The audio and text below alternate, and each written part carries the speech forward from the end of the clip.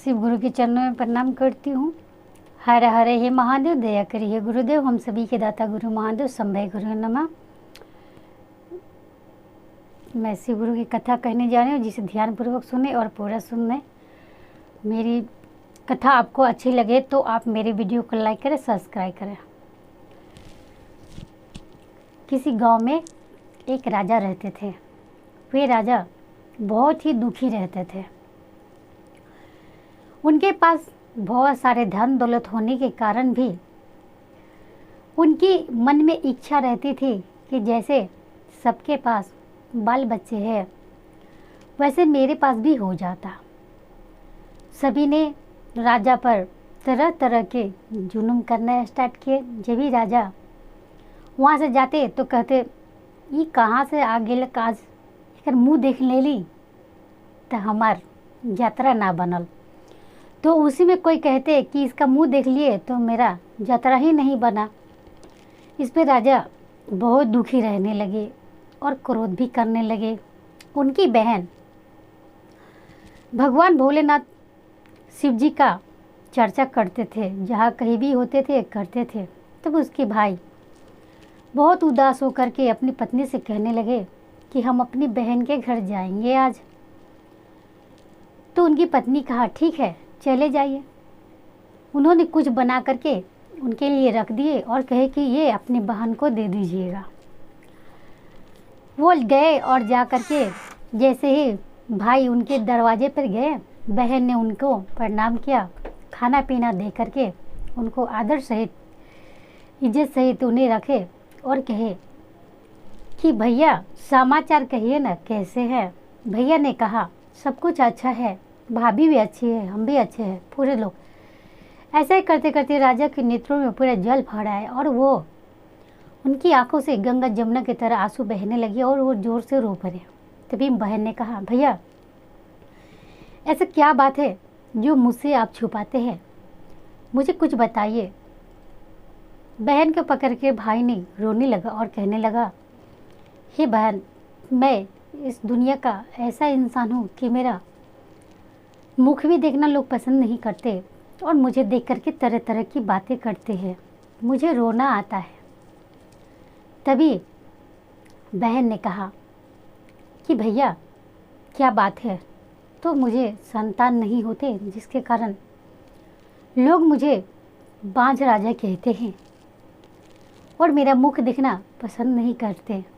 तभी बहन ने कहा कि भैया अब शिव को गुरु बना के देखिए, शिव गुरु सबकी इच्छाएं मनोकामनाएं पूर्ण करते हैं, आपके भी पूर्ण करेंगे।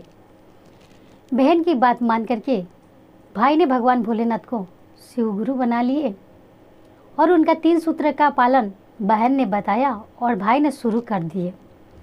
सुबह उठते और दया मांगने लगे, कहते कि हे भोलेनाथ, सारी दुनिया पे दया कीजिएगा, सारे पंचों पे, उसके पीछे मुझे भी और मेरे हंसते खेलते ज़िंदगी को ऐसा बना दीजिए कि लोग मुझ पे भी आपकी कृपा और दया बनी रहे, ताकि मैं एक अच्छे पुत्र या पुत्री की बाप बन जाऊं। बस मुझे और कुछ नहीं चाहिए।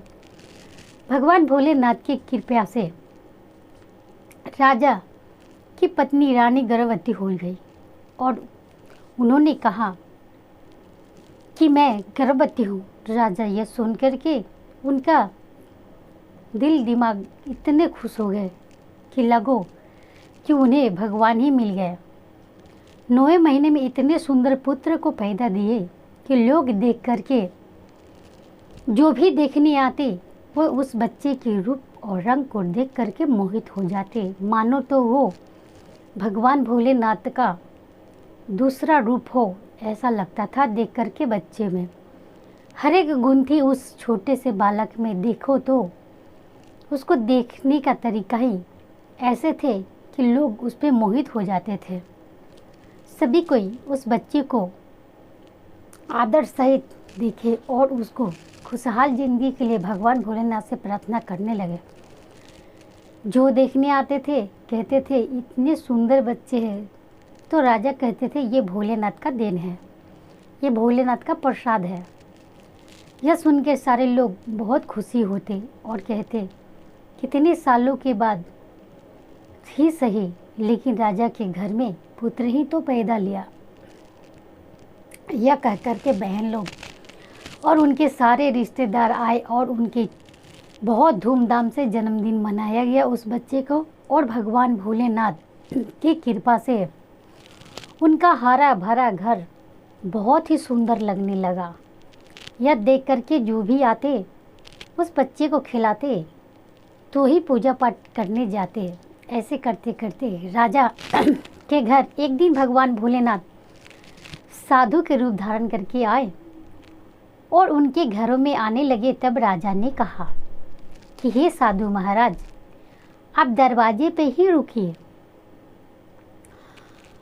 राजा ने पूरे दरवाजे से लेकर के बच्चे जहाँ तक थे पूरे घर में फूलों की बारिश कर दिए और फूल रास्ते में बिछा करके तभी बोले, बाबा आप इस तशरीफ़ लाइए।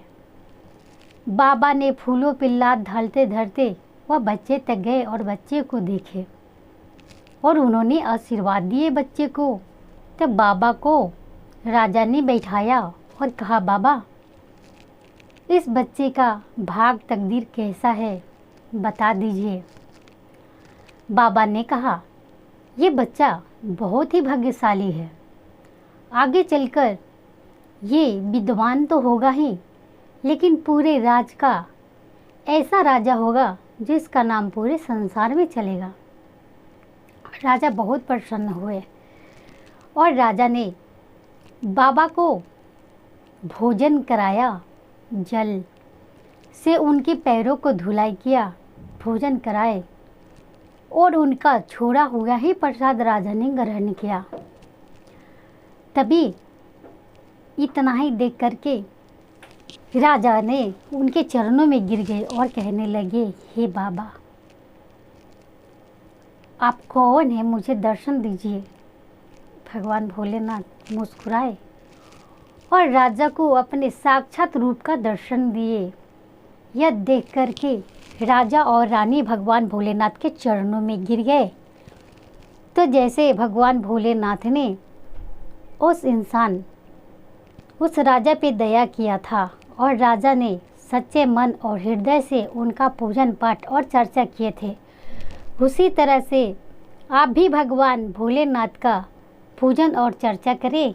हर हर हे महादेव, दया करी हे गुरुदेव, हम सभी के दाता गुरु महादेव शंभय गुरुवे नमः।